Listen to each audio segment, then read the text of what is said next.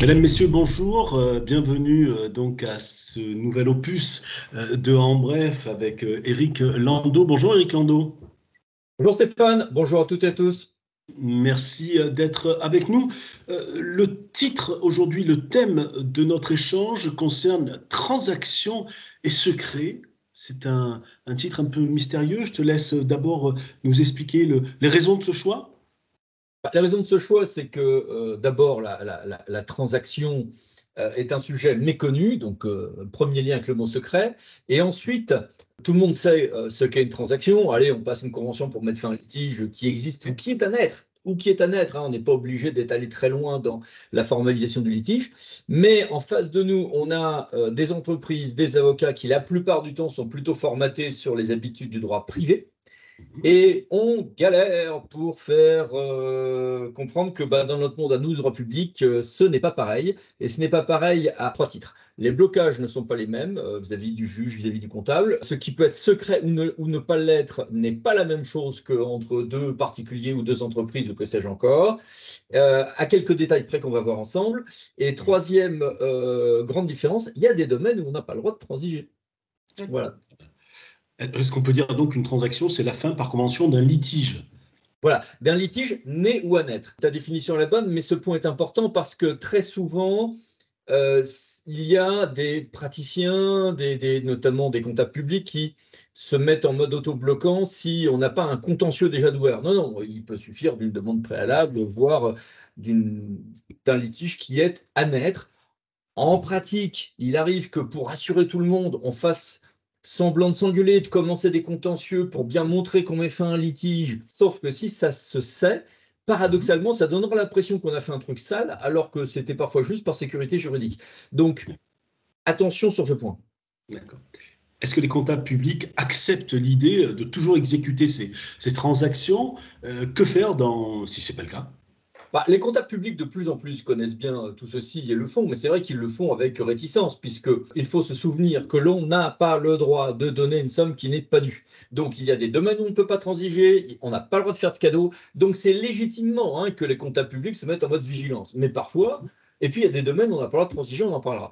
Et donc, que se passe-t-il si nous on se dit non, non, la somme elle est due, je ne suis pas en train de faire un cadeau, je ne suis pas en train de faire une transaction dans un domaine qui est illégal, simplement, je mets fin à un litige, par exemple en fin de contrat de marché public ou des choses comme ça, et je donne une somme. Le comptable se met en mode bloquant. Première hypothèse, je peux le réquisitionner.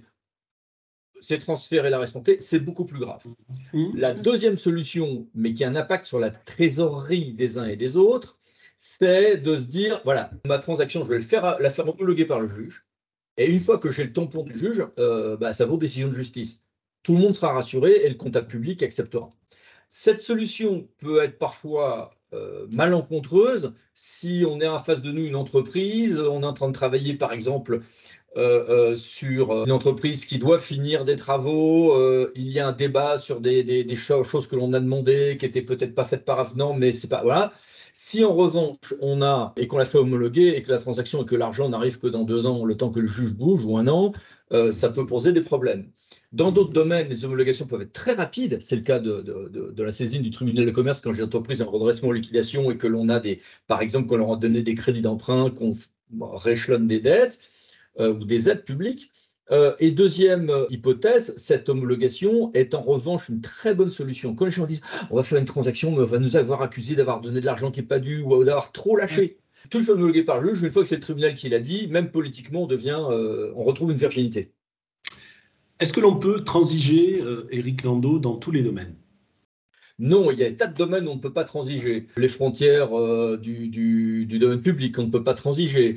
Il y a en marché public, il y a certains intérêts avec lesquels, ou de sommes sur lesquels on peut transiger, et puis pas pour certains intérêts moratoires.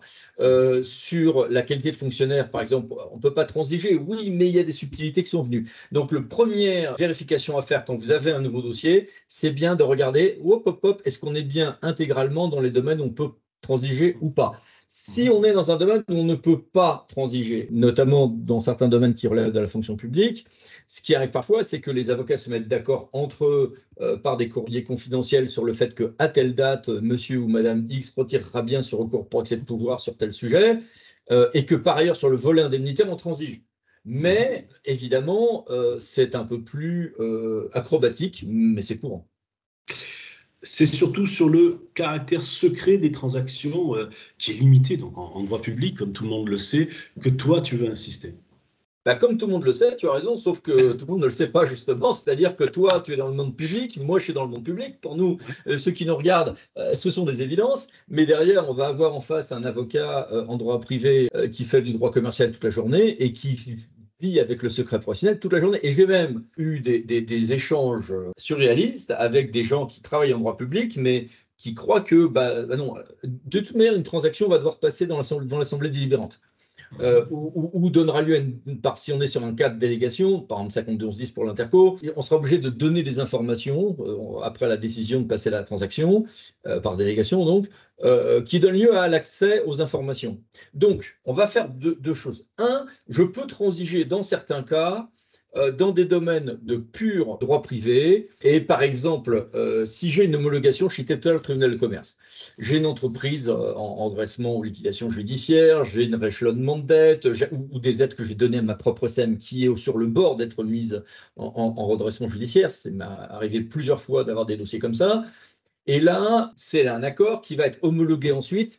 On ne passe pas par l'Assemblée délibérante. Youpi, je retrouve le secret, même si par le droit d'information des conseillers municipaux ou intercommunaux, j'aurais quand même, ou départementaux régionaux, j'aurais quand même quelques éléments d'information. Je ne pourrais pas faire tout en douce, mais je retrouverai dans un certain nombre de cas, pas toujours, mais si je suis dans une homologation classique devant le juge administratif, bah, le droit d'information des habitants, le droit d'information renforcé des conseillers municipaux fait qu'ils auront accès à plein d'infos. Oui, mais j'aurai des éléments à caviarder, à cacher, parce qu'ils relèveront soit du secret de la vie privée, soit du secret du commerce et de l'industrie. Ça nécessite beaucoup de doigté, et là aussi, il n'est pas rare qu'il y ait besoin de négociations sur certains aspects entre avocats, donnant lieu à des échanges de courriers qui peuvent être, dans certains cas, légèrement distincts de ce qui sera une transaction, mais sans pour autant commettre ni un faux, ni d'avoir. Récemment, par exemple, j'ai eu, enfin il y a un an, une transaction qu'on avait faite 2-3 ans avant, et tout d'un coup, un opposant politique était persuadé que c'était du pénal. Ça pourrit la vie de mon client et la mienne pendant 2-3 mois avant qu'il se rende compte qu'il n'y avait rien, mais tout simplement parce que trop d'échanges semblant être confidentiels, dont on avait finalement fini par parler ici ou là, avaient donné l'impression qu'il y avait un truc sale là où il n'y avait rien de sale. Donc il faut quand même faire super gaffe à ça. D'accord. Mais dans certaines procédures privées, est-ce il peut en aller autrement ou... Bah, voilà, tout à fait. Ouais. Donc, j'évoquais le cas des procédures qui passent par un mandataire sur une entreprise en difficulté. Dans certains cas, par exemple, les collectivités peuvent se retrouver à avoir des homologations sur des accords sur, je sais pas moi, des baux ruraux, des choses comme ça, où il y a dans certains cas la possibilité également de ne pas avoir trop de difficultés et que les choses puissent passer dans certains cas hors déviation. Et surtout, il y a un recours de plus en plus souvent maintenant à de la médiation quand j'ai des litiges. Oui. Ma médiation va aboutir à un accord homologué par le juge, je reviens à la même solution que tout à l'heure, ce que j'évoquais, la transaction que je fais homologuer. C'est l'accord de médiation qui est dans l'homologation par le juge. Youpi, je n'ai pas fait de transaction, mais c'est un peu plus incertain, ça dépend sur quel médiateur on va tomber. C'est une voie très prometteuse, mais qui est très aléatoire quand on la lance. Voilà. Très bien. Il y a un petit point aussi, ce sera le dernier, sur les dates de signature, c'est important. Oui, très, très, très, très souvent, les avocats adverses, on peut parler de fonction publique, de commande publique, de plein de choses, veulent que l'on fasse, comme ça se fait habituellement entre entreprises, des conventions post-datées. C'est-à-dire que là, on est, je sais pas moi, le lundi 24 juillet, et ça passera à l'Assemblée délibérante, je sais pas moi, le 5 août. Eh bien, on va faire une convention qu'on s'échange entre avocats et qu'on garde dans nos coffres, datée du 8 août. C'est très bien, sauf que ça peut être c'est un faux en écriture. Ouais. Donc, c'est pas terrible, c'est très usuel. Nous ne le pratiquons évidemment pas, mais ça n'est pas toujours compris. Il y a quelques solutions pratiques pour éviter cette difficulté, consistant à sceller un accord préalable pouvant engager la responsabilité de la collectivité si la délibération n'est pas adoptée, ce genre de choses, qui ne sont pas toujours comprises et qui sont subtiles et complexes. Voilà. Merci Eric, les transactions n'ont plus de secret pour nous et on se retrouve pour le prochain épisode de Bref. À très bientôt. À bientôt, merci, au revoir.